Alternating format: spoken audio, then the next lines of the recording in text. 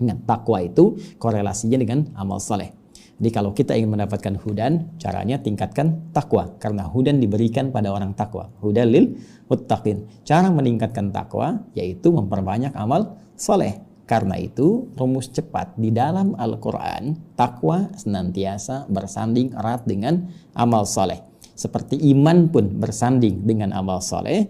Untuk membenarkan dan memastikan kebenaran iman, maka diuji lewat amal soleh. Dengan iman itulah amal berubah jadi soleh.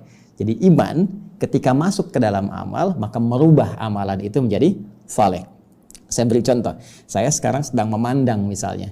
Maka jika pandangan ini dimasuki oleh iman, maka pandangan ini berubah, bukan sekedar menjadi amal, perbuatan, tapi saleh. Pandangan yang dibenarkan, diridhoi oleh Allah Subhanahu wa Ta'ala. Maka pandangan yang diisi oleh iman akan diarahkan oleh iman bagaimana mata ini mesti memandang. Ketika pandangan ini tidak dibenarkan oleh Allah, tidak diridhai, maka akan dipalingkan, diberikan isyarat oleh imannya. Itu sebabnya dalam Al-Quran pandangan ini diawali dengan kata iman. Wa qul lil mu'minina yaghuddu min absarihim. Dan katakan pada pria-pria yang merasa punya iman. Qul lil mu'minina, katakan pada pria-pria yang merasa punya iman. Yaghuddu min absarihim. Ya, palingkan pandangannya dari segala hal yang tidak disukai oleh Allah. Wa qul lil mu'minati, di ayat 31-nya, Quran surah ke-24, dan katakan pula pada perempuan-perempuan yang memiliki iman. Ya, maka imannya akan memberikan perintah kepada pandangannya, arahkan pada yang tidak disukai oleh Allah. Bila itu dibenarkan, silahkan tatap dengan baik. Maka amal yang diisi oleh iman menjadi saleh. Dan peningkatan amal soleh ini itu secara otomatis akan disandingkan dengan kekuatan takwa. Jadi setiap kali ada amal soleh, maka sandingannya dengan takwa. Takwanya naik. Jadi kalau kita bikin bagan, teman-teman sekalian, kurang lebih seperti ini. Ya. Jadi iman, ya, membangun keyakinan tanpa ragu terhadap Allah, itu akan ditopang oleh amal salih. Ya, ini menarik ya.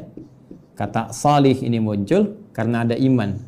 Jadi kalau orang beriman itu disebut mukmin, ya. Mukmin itu orang beriman, ya. Perempuannya mukminah, ya, singkat tambah di ujungnya. Mukmin, mukminah. Muslim, muslimah, ya kan? Muhsin, muhsinah. Demikian seterusnya. Jadi kalau iman, orangnya disebut apa? Mukmin. Orang mukmin itu artinya yang yakin tanpa ragu.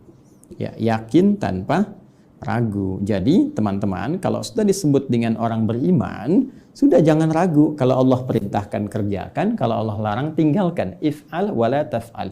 Do it, live it. Kerjakan atau tinggalkan. Cuma itu kok dalam Al-Quran. Ya, cuma itu dalam hadis-hadis Nabi SAW. Dua dalam kehidupan sebagai titah syariat. Kerjakan atau tinggalkan. Kata Allah misalnya, bagi laki-laki, ya, kerjakan ini, kerjakan. Tinggalkan ini, tinggalkan. Bagi perempuan, kerjakan. Berhijab engkau, berhijab. Ya, tinggalkan ini, tinggalkan. Jangan berdusta, jangan berzina, jangan korupsi. Selesai. Ya, dan harus yakin tanpa ragu terhadap semua syariat. Jangan sebagian-sebagian. Karena umat dulu, kalau ada yang sesuai dengan nafsunya, dia yakini, dia kerjakan. Kalau tak sesuai, dia tinggalkan. Itu yang bahaya. Kita berbeda. Ya, kita berbeda. Semua yang Allah perintahkan. Wa ma atakumur rasulu fakhudhuh. Wa ma nahakum anhu fantahu. Semua yang disampaikan oleh Rasul diperintahkan cepat kerjakan, jangan pilah-pilah. Ya, persoalan personal, pribadi dengan komunal sama hukumnya. Maka ketika Allah perintahkan, kerjakan. Ya, waris, kata Allah 2:1 laki-laki perempuan, kerjakan. Jangan karena kepentingan tertentu Anda geser demi kemaslahatan tertentu misalnya. Ya, ada maslahat sesuatu yang belum kita ketahui. Wallahu ya'lamu wa antum la ta'lamun. Demikian penutup Quran surah kedua ayat 216. Allah itu tahu masa depan. Engkau tahunya sekarang saja. Sekarang pun yang telah engkau alami, yang belum kau lalui, itu belum kau ketahui. Ya, Allahu ya'lamu, sedangkan Allah mengetahui masa depan.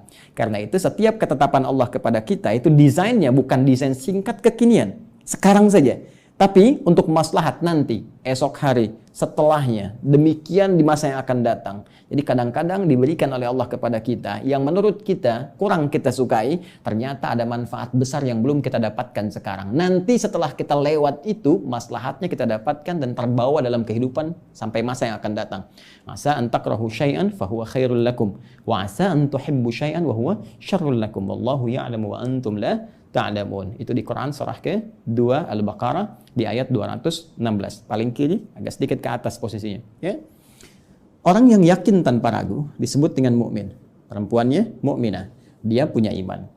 Iman ini akan menjadikan membimbing seluruh perbuatannya. Amal itu perbuatan, teman-teman. Ya, amal itu perbuatan, ya. Tulisannya begini, ya. Amal. Ya. Amalun. Ingat ada amal pakai hamzah, ya, amal. Amalun. Baik. Ada amal itu beda. Amal yang ini perbuatan. Amal yang ini cita-cita, harapan, keinginan kuat. Amal, amali, Amelia, ya. Anak saya yang perempuan nomor 2 Amelia Habibatul Mustafa. Keinginanku yang sangat kuat, putriku yang kedua menjadi kekasih Rasulullah SAW, pecinta Nabi SAW. Ya, itu amalun yang ini. Ya, amalun. Amalun ini perbuatan. Jamaknya disebut dengan a'mal, al-a'mal. Nah, seperti ini. Jadi ada amalun, ada a'malun. Ini jamak bentuknya. Perbuatan. Ingat, bukan sekedar perbuatan. Nanti ada fa'alun, ada amalun. Perbuatan yang senantiasa dilekatkan kepada Allah. Itu diksinya di Al-Quran umumnya menggunakan kata fa'ala. Ya, fa'ala. Jadi kalau Anda temukan fa'ala, wallahu yaf'alu ma yurid. Fa'ala, fa'ala, fa'ala, fa'ala. Tapi yang terkait dengan manusia, itu umumnya menggunakan diksi amila ya'malu amal. Ya, ingat, kadang ada menggunakan kata fa'ala dalam konteks negatif, yang seharusnya tidak dikerjakan oleh manusia, ya. Tapi kalau kembali kepada Allah, semua hal positif menggunakan kata fa'ala. Ini untuk membedakan antara perbuatan Khalik dengan makhluk yang jauh perbedaannya. Itulah keindahan Al-Quran. Nah, perbuatan manusia, diksi umumnya disebutkan dalam Al-Quran menggunakan amal. Pada dasarnya, amal itu memiliki makna setiap perbuatan yang akan dipertanggungjawabkan, ditanya, disoal, dipertanggungjawabkan, ya. Karena itu pekerjaan di bahasa Arab sekarang amal. Ma'amaluk, apa pekerjaan Anda? Kenapa orang ngantor itu di kantor disebut dengan amil, pekerja, ya? Muwazzaf itu kesibukannya, pekerjaannya disebut amil, ya. Orang kerja amilun, pekerjaannya amalun. Muwazzaf itu profesinya, ya, baik aktivitasnya. Sekarang pekerjaannya disebut amal. Kenapa orang bekerja disebut amal? Karena setiap pekerjaan dipertanggungjawabkan. Anda kerja di kantor, bikin laporan kan? Ditanya kan? Laporan bermasalah, ya, pekerjaan Anda punya persoalan. Laporan Anda sukses, ya, karir Anda meningkat. Ya, jadi kalau kehidupan dunia saja ditanya, dipersoalkan, maka bagaimana dengan kehidupan hakiki kita di akhirat nanti? Kehidupan abadi kita. Karena itu, kenapa dalam diksi Al-Quran perbuatan manusia menggunakan kata amal? Karena setiap detil aktivitas manusia itu akan ditanya, dipersoalkan, dan dipertanggungjawabkan di hadapan Allah Subhanahu wa Ta'ala. Sekecil apapun akan ditampakkan, diperlihatkan, ditanya. Ya, faman ya'mal mithqala dzarratin khairan yarah wa man ya'mal mithqala dzarratin syarran yarah. Maka sekecil apapun perbuatan, walaupun sebesar biji sawi, sebesar atom, sekecil apapun, kalau baik ditampakkan, ditanya, disoal, dihisab positif. Kalau jelek pun ditampakkan, ditanya, disoal, dihisab negatif. Semua punya muara, semua punya akibatnya. Karena itu mesti hati-hati, ya, mesti hati-hati.